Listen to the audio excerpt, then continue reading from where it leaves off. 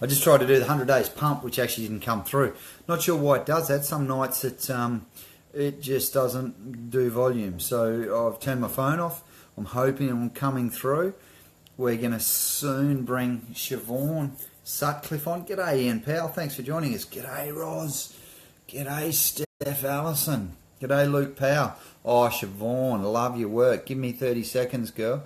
Give me 30 seconds and I'll come back to you. I'll just set it up. And Danny Blackburn, Michael Sutcliffe, look at all the likes and hearts, and Kylie Rogers, Tony Noyes, Holy McAnally, Simon Owens, it's going nuts, Michelle Sykes. Happy birthday to Sykesy for this weekend.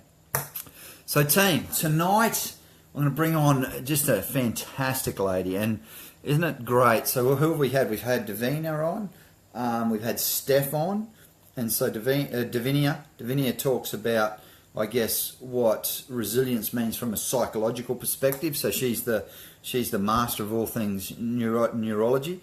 And, you know, she talked about sleep, she talked about vision, she talked about composure.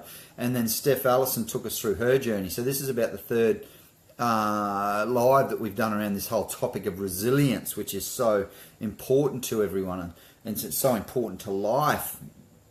And so then Roz came on, of course, and holy macanoli, Roz Waters, thank you so much for your share. Your share was so well received, Roz. I don't know, I'm guessing you responded to all of those.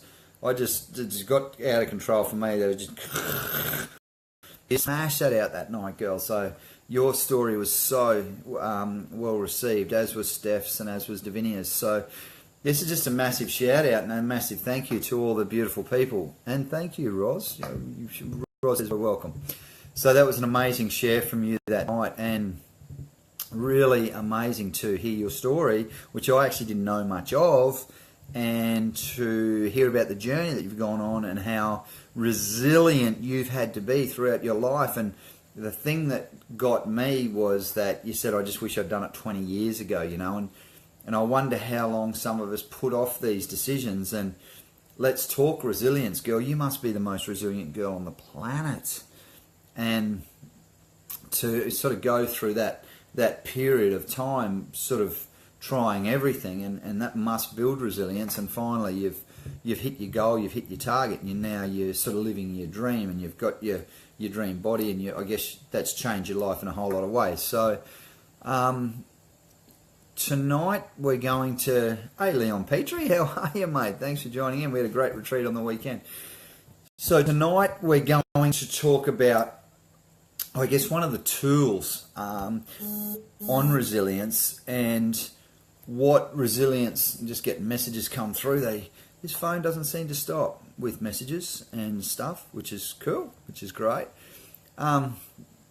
One of the tools in your kit bag, so part of the retreat that we did on the weekend was some yoga and some meditation, Faith Hutchinson, and just some relaxation, you know, some gentle stretching, some gentle unwinding, and we learnt some breathing exercises, which I've been doing since then, and there's a sort of a whole way to breathe properly, which is interesting. So every day is a school day, so even as the presenter for the retreat, it was great.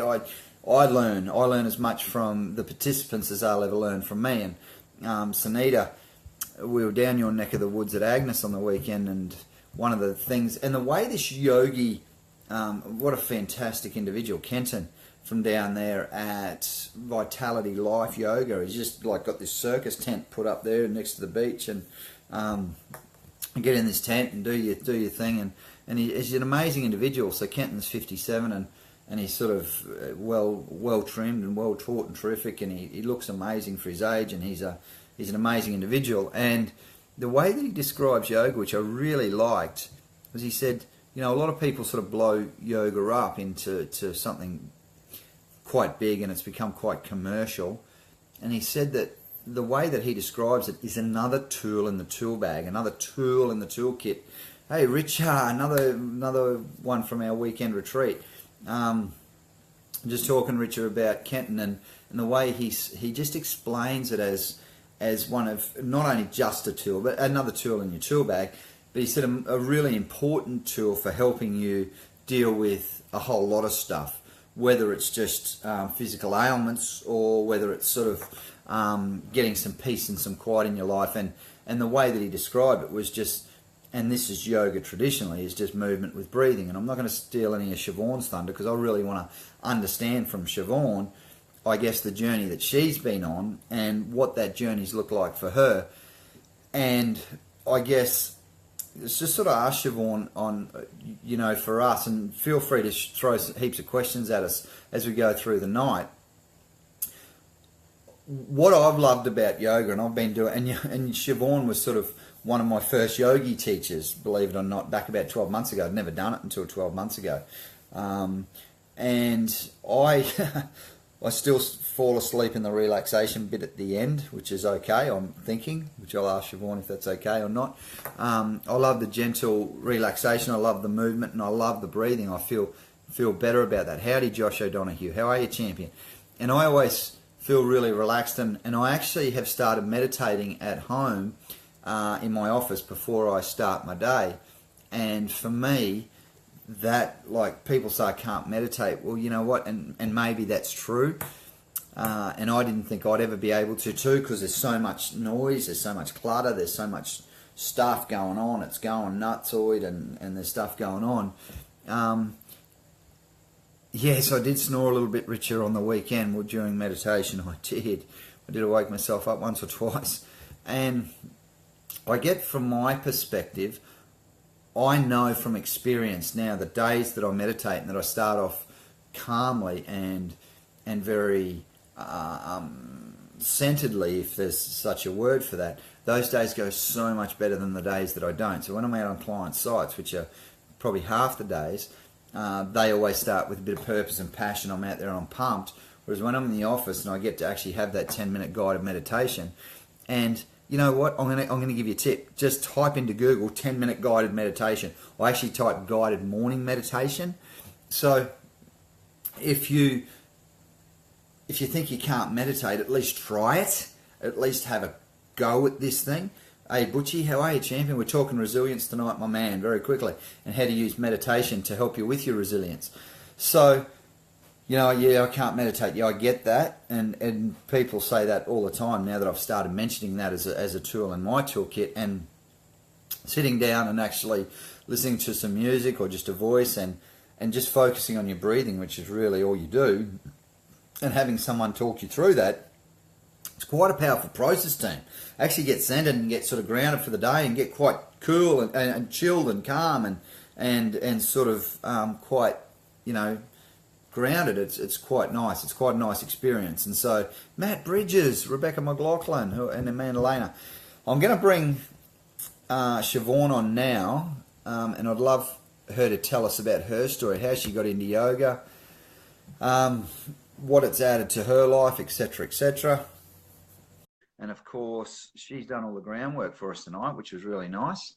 She's made sure that she's actually trained me up on how to bring her on, which is good. Hello, Shivaun. How are you, girl? Hello. Good, thank you. Great. What's going on in your world? Just came back from teaching yoga, of course. And how was it? Really good. We did some hamstrings, and that gets intense. And funnily enough, that's what often people come to yoga for, is the hamstrings. And then I find that down the track, it's often the heart, which I know is diving right in there to the resilience, but the emotional fitness, the mental resilience, being able to get through things. And I think you just mentioned people who say they can't meditate. A really fantastic way to start is yoga, because it's the meditation and movement. And sometimes we're so busy in our minds that to sit in silence, even to sit and listen to a guided meditation for 10 minutes can seem like 10 years. So if meditators are ready for it just yet, start now with you're the breaking really physical, start with yoga. Now, how's your internet connection, girl? You just might be dropping in and out a little bit. There's probably not much you can do about it. So stay strong. I don't know if everyone's got it. You're just dropping out a little bit. Can you see the feedback, Shivaun? Can you see the comments that any might come through? So Helen Marie says hi. Can you see those? Oh, Great, cool. there we go. Hi, guys. So, Siobhan, tell me, just before we dive into the deep stuff, so the mental and the spiritual and the emotional stuff that you get from doing this practice of yoga, how did you get into it for a start? How did this whole yogi journey start for you, girl? So when I was younger and I just had this idea, I heard of yoga and I wanted to try it, and I let fear hold me back for years. I just didn't do it. I never stepped foot in a class. I didn't try it because no one wanted to come with me. And back then it was not on every corner. It was something that was a little bit different. So it took me years until I finally stepped out of my comfort zone and went and did something. And I know that's something that you talk about a lot with your comfort zone. So when I got there, it was in a gym, and it was a sweaty gym, and it smelled like socks, and there's music pumping from the next cycle class, and we were doing breathe in, breathe out, and it wasn't so impactful.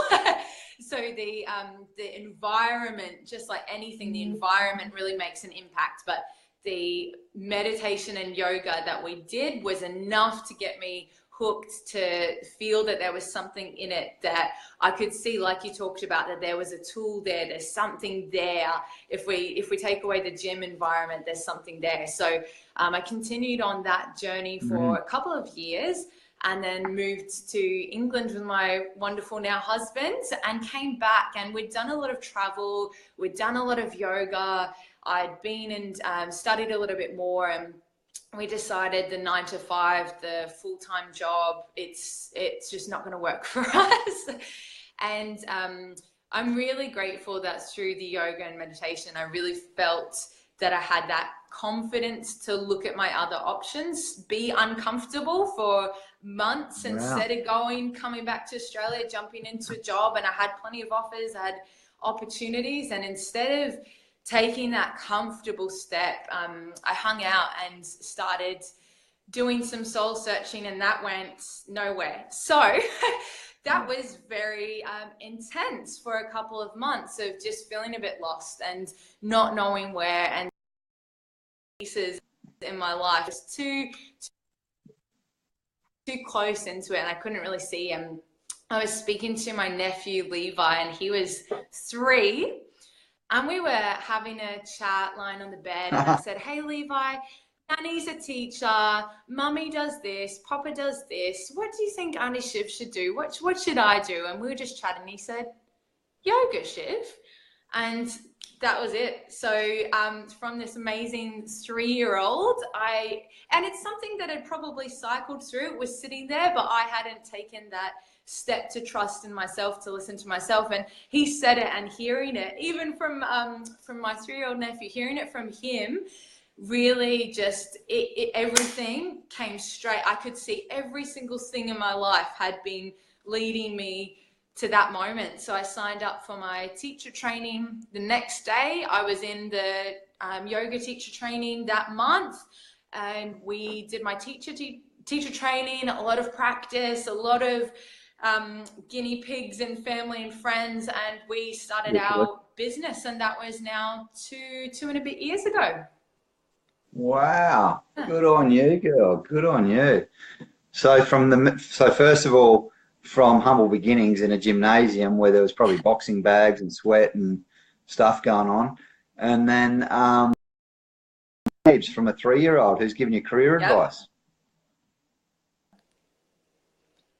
And you just got to trust sometimes. Great. Why is it better to have an adult to say? And it was just by being open and listening. And I think that's something from the meditation is you're not talking, you're not moving, you're not doing anything, you're just listening, you're just sitting, you're just watching. And in that, because I'd practiced as a student for quite a while, I'd had that tool in my belt that was consistent enough that I had that built up in me, that I could finally, once I was at that crossroads, I made the decision that I needed to make instead of stepping back in fear. Good on you, girl. Now you're getting plenty of love from one very, very special individual, obviously, Mr. Michael Sutcliffe, who we know and love very much. He's never far from you. You two are like joined at the hip, I which is know. beautiful to see. And Steph Right, you know Allison sending you a bit. Oh, Helen Morris says hi. Siobhan, Helen Marie says hi. Siobhan. Steph says such a Hi, Helen. beauty. She's my Mike, yoga student. there you go. And of course, Doug Jamal Flay says love, love, love. And Julie Guinea's even watching from the media room. Go, Jules. Julie Guinea. Hi, Jules. She's done a bit of yoga with me as well, trying to get you into some more yoga, actually. I'm the most flexible bloke in Australia now after the weekend, Siobhan. You'd be amazed. I can touch my knees now, like really touch them. That's exactly what we're going for. You Go can me. touch your knees, you're done. Just don't even, you don't need anything else. That's right. That's right. That's right. Ankles one day, maybe shins. Hey, so let's delve into some of this emotional and the mental stuff. What's actually happening when we're meditating, love? Like, or when we're yogaing and when we're breathing in sync with movement, like what's that actually doing for our body, for our emotional state? Roz Waters, how flexible do you have to be? Very quickly before we do that, Roz has asked a pretty good question. Roz. How flexible should... So I get this question a lot. Oh, I'd love to do yoga. I can't because I'm not flexible enough. It's exactly like saying, oh, I can't eat food because I'm too hungry, or I can't go to the gym because I'm not strong enough, and you need to be able to breathe. That's the precursor for coming to yoga. And any teacher who's set up their class in a considerate way will always have options. And I mean, you don't jump into an advanced class if they're talking about handstands and headstands. Leave that one out, Roz. But if you can breathe, you're there. You've got a space, because to move that into what you were asking about, Anton, you can do that. Beautiful. You're in a club there. So to be able to do yoga, you need to be able to breathe. And there's a wonderful quote that says that everyone can do yoga that has breath. So if you're living, you're there. There are stages of yoga, and the reason I think that a lot of people have had this anxiety or fear or being held back from yoga is, like you mentioned before, Anton can breathe, so he should be okay. He is okay. He will be okay. Yoga has become a really westernized athletics practice. And Instagram, beautiful photos, and that's wonderful that people can get to that, but that's not all yoga is. So traditionally, yoga was taught from teacher to student one-on-one, and it's for that person. So we're getting this practice now in classes where there's a lot of people, and for some people that's wonderful. If that's the one place you can start, that's how I started, in a packed gym, and I was there. You're better to do that than nothing. But traditionally it's one-on-one, and my favorite saying about yoga is that you don't fit the yoga fits you.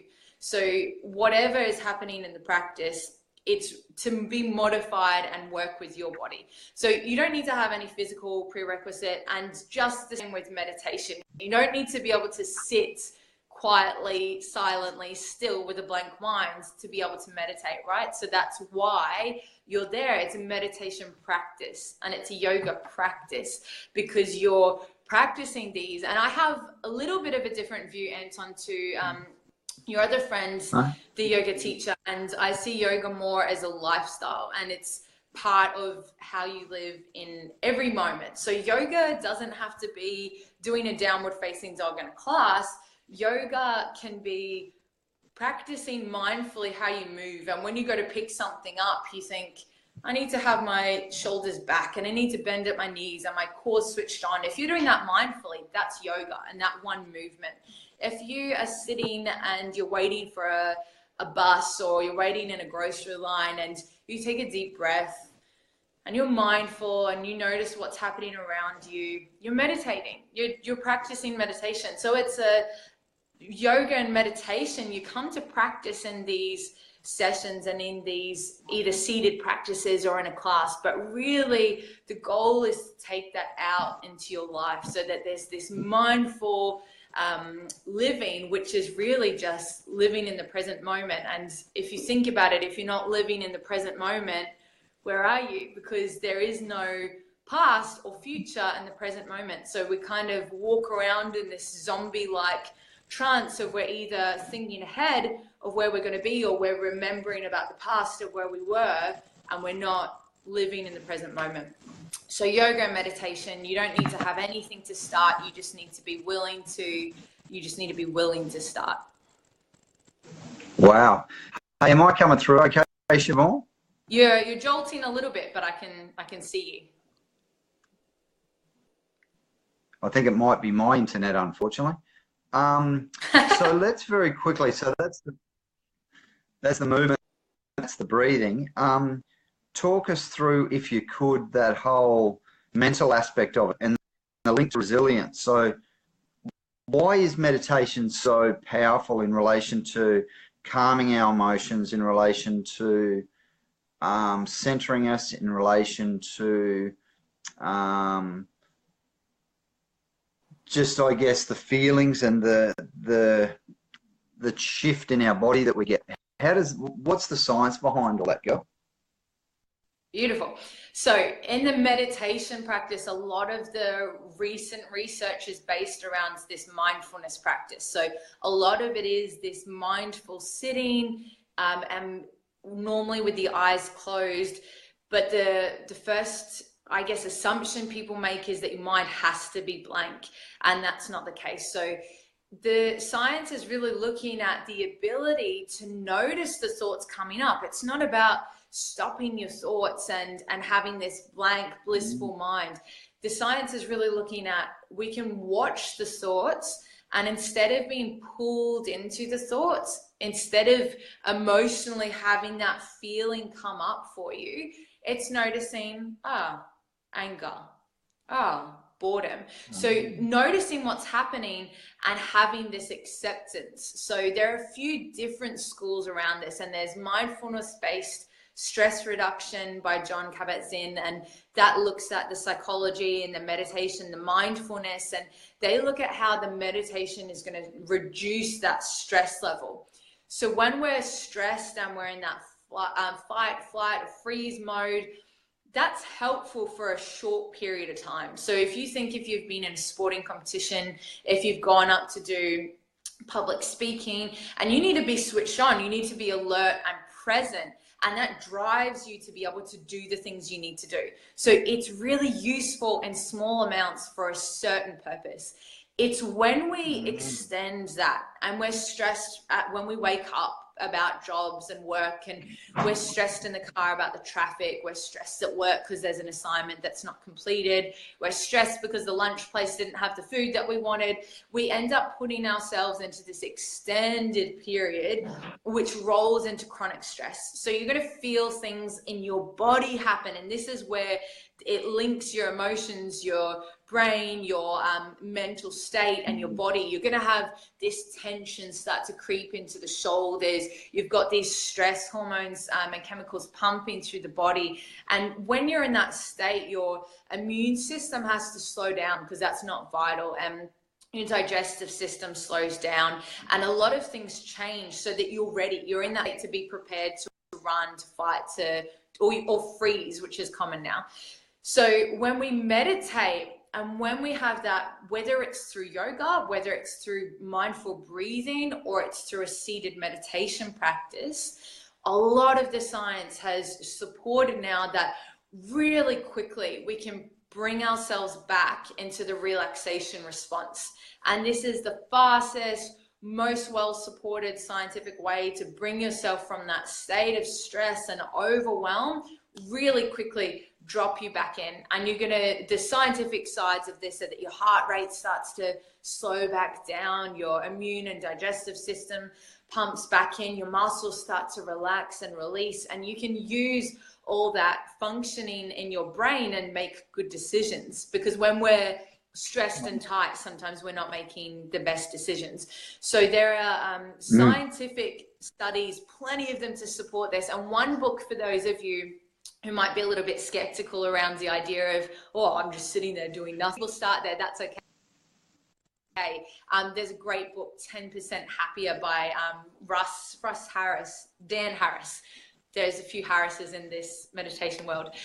Dan Harris, and he talks about it's not going to fix your world. You don't become this Dalai Lama or Buddha that just doesn't get affected by anything. And you also don't turn into a blob, and you don't turn into this, oh, I love everything and everyone, and I have no opinions about everything. Meditation is getting you closer to you. So it's not pushing you to be something or someone else. It's not you wandering around in this dazed state.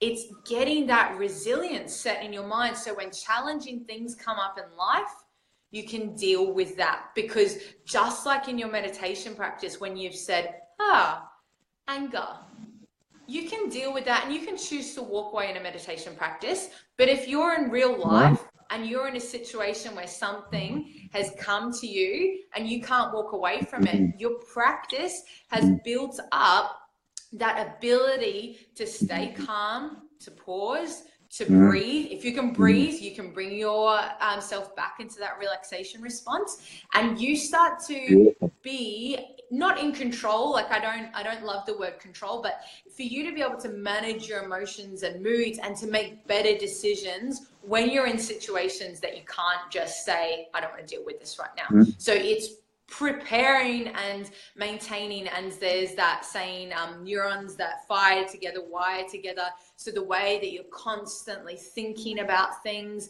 the way that you're breathing, the way that you're holding your muscles, how you do the little things is how you do the big things. So set it up in your meditation or your yoga practice that your body, that your brain, that your breathing can calm itself, that can regulate itself. And then when you need it, it's a habit already, and it's there for you when you need it. Wow. That is outstanding, girl. Sorry, oh no, I've just come back. No, I'm a bit jolty. I think must be my internet. Girl, that was amazing. Thank you. That was a fantastic overview of yoga and how, I guess, meditation helps. And that I love the link back to the stress and how to reduce stress. And I love the link that if you can practice how to do it in a controlled environment, you can then draw on that practice and that experience when time comes. They always say, you know, don't dig your well when you need your water. Yeah. You know what I mean? So you need to be prepared early, and that's what yoga probably does for you. It gives you that preparation, gives you that experience, and all of a sudden, when the time comes, you can draw on that experience as you need to. Girl, with 2 minutes on the clock, I'm always pretty tight on time with these. Have you got one message, one bit of inspiration, with 1 minute on the clock now, just something to share with everyone out there, just as a parting word or two? I do.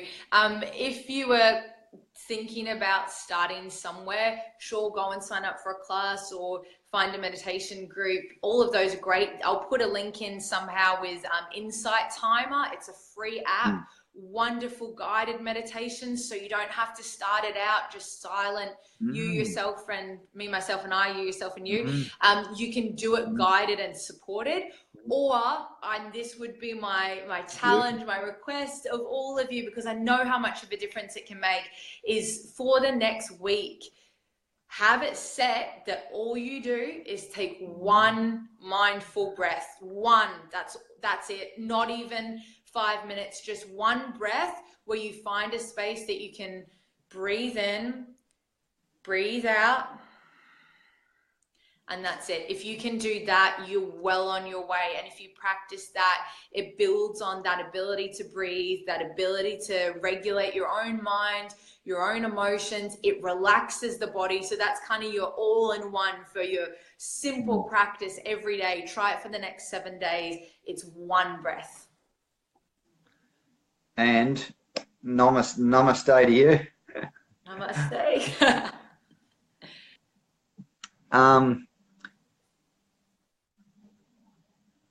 I'm guessing you've said namaste. Michael Reese is on next week, Shivaun. So I think you know Michael. Yeah, he's one of our One Life buddies. He's buffed up, so we're going to talk about, I guess. Friends, Michael and Emily? Yes. Ah, yes. So he's like Arnold Schwarzenegger. So just a big shout out, team. next week, Michael's going to tell us how to get a chiseled body that looks like, seriously, a Greek, Roman goddess or whatever males are. I don't know, whatever the right male term is. He's consistently getting more strong. And just like what he would say with the gym, you're not going to go and try and lift something heavy or enter a competition or move or build if you haven't done your regular gym practice before. So all these health ideas are all based around keep it consistent and do a little by little, step by step. Start somewhere. Yeah. Shivaun, just another quick namaste to you at 9:01. I bow to the good in you, as they say in yoga. Good on you. Thank you so much, girl, for joining us. Been a pleasure. And could you just put the title of the book up, please, Shivaun, after this, and maybe who wrote it just in the comments. Is that okay? Sure can. I'd love to. Thank you so much for having me. It's been great. Thanks, girl. Pleasure, girl. Thanks for coming on. See you, love. You're welcome. Bye, girl. Bye.